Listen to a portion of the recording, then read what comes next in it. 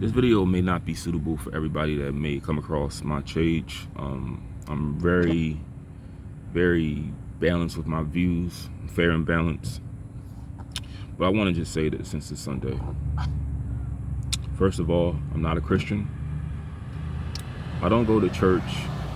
I read the Bible from time to time. I do pray. I believe in a God, don't get me wrong. But I don't believe in religion.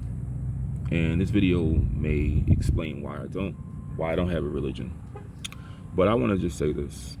I get comments sometimes on things that I believe in from some Christians, and they're pretty respectful. I just say, we just agree to disagree and move on. But I've come to the conclusion that Christianity has and always will be just a way for non-white people to bow down to their oppressors.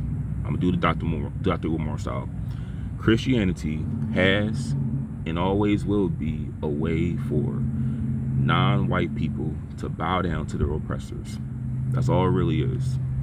Because when you think about it,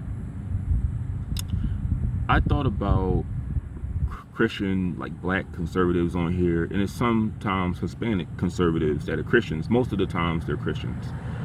And they may have, instances where they put down their own race. They put down their own people. They talk down on their people. And I never see any, non-minorities that are Christians coming out and saying, hey, this is wrong that you're judging God's children this way. You're spewing some hateful speech, man. Like, we're all children of God, no matter black, white, yellow, green, or purple. We're all children of God. They never, ever call that shit out. I don't see Christians on Jesse Lee Peterson's page telling him that he's wrong for the things that he says. And he's right about a lot of things, don't get me wrong. He has a lot of good points. But I gotta just call it out. It's a lot of times when Jesse Lee Peterson is tap dancing, and it's not even necessary. Like, I'm pretty sure at this point he's a millionaire. You don't really need to do this anymore, man. You don't need to shine shoes, skin and grin, and shuck and jive. It's like, bro, we get your message at this point. Brandon Tatum too. I think both of these guys are millionaires. All the step and fetching that they do on here, and they understand, they make very good points. But it's just a way, like they're consistent, repeated videos of every time a black person is killed by a white person, they always come out to the defense of the cop or the white perpetrator.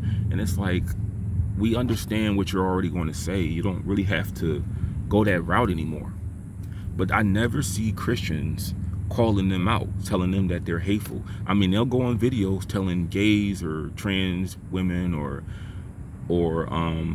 lesbians how they're going to hell. They'll picket a pride parade, but they'll never go to Jesse Lee Peterson's studios and tell him how he's hateful, he's judgmental of black people. I never ever see them doing that. And you want to know why? Because 95% of Christians, or mostly all of them, they agree with what he's saying because they themselves don't really care for non-white people.